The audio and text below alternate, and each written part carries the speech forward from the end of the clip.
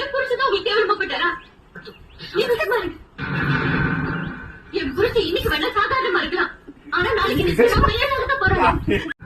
என் புருஷன் இன்னைக்கு வேணா சாதாரணமா இருக்கலாம், ஆனா நாளைக்கு நிச்சயமா பெரியாளாக போறாங்க. ஆனா நாளைக்கு நிச்சயமா பெரியாளாக போறாங்க. அன்னைக்கு சொந்தம் சொல்லிக்கிட்டு நீங்க பண்ண இஷ்ட வரட்ட போறீங்க. அப்பா வச்சுக்கல உங்களை. ஆனா நாளைக்கு நிச்சயமா பெரியாளாக போறாரு. அன்னைக்கு சொந்தம் சொல்லிக்கிட்டு நீங்க பண்ண இஷ்ட வரட்ட போறீங்க. அப்பா வச்சுக்கல உங்களை. அன்னைக்கு சொந்தம் சொல்லிக்கிட்டு நீங்க பண்ண இஷ்ட வரட்ட போறீங்க. அப்பா வச்சுக்கல உங்களை. என் புருஷன் உங்களுக்கு கேவலமா போயிட்டாரா? நீங்க சும்மா என் புருஷன் இன்னைக்கு வேணா சாதாரணமா இருக்கலாம், ஆனா நாளைக்கு நிச்சயமா பெரியாளாக போறாரு. அன்னைக்கு சொந்தம் சொல்லிக்கிட்டு நீங்க பண்ண இஷ்ட வரட்ட போறீங்க. அப்பா வச்சுக்கல உங்களை.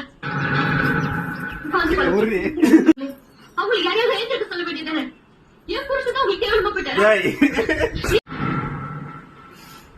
இத்தனை பேர் உட்கார்ந்துருக்காங்க, அவங்களுக்கு யாரையாவது எழுந்திருக்க சொல்ல வேண்டியதானே?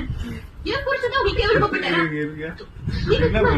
அப்படி ஸ்டேட்டஸ் பார்க்க எங்களையும் கூப்பிட்டேன். இத்தனை பேர் உட்கார்ந்துருக்காங்க, உனக்கு கொஞ்சமாவது மேனஸ் தெரியுதா? சாப்பிட உட்கார்ந்து இப்படி காலையில எழுப்புறீங்க. நாங்களும் ஒன்னும் உங்க வீட்டு கல்யாணத்துக்கு வரல, நீங்க இன்விடேஷன் கொடுத்துதான் வந்தோம். அப்படி ஸ்டேட்டஸ் பார்க்க எங்களையும் கூப்பிட்டேன். இத்தனை பேர் உட்கார்ந்துருக்காங்களே, அவங்களுக்கு யாரையாவது எழுந்திருக்க சொல்ல வேண்டியதானே? என் புருஷன் தான் உங்களுக்கு கேவலமா போயிட்டாரா? நீங்க சும்மா இருங்க. என் புருஷன் இன்னைக்கு வேணா சாதாரணமா இருக்கலாம், ஆனா நாளைக்கு நிச்சயமா பெரியாளாக தான் போறாரு. அன்னைக்கு சொந்தம் சொல்லிக்கிட்டு நீங்க பண்ண இஷ்ட வரட்ட போறீங்க. அப்பா வச்சுக்கிறேன் உங்களை. போலாம்.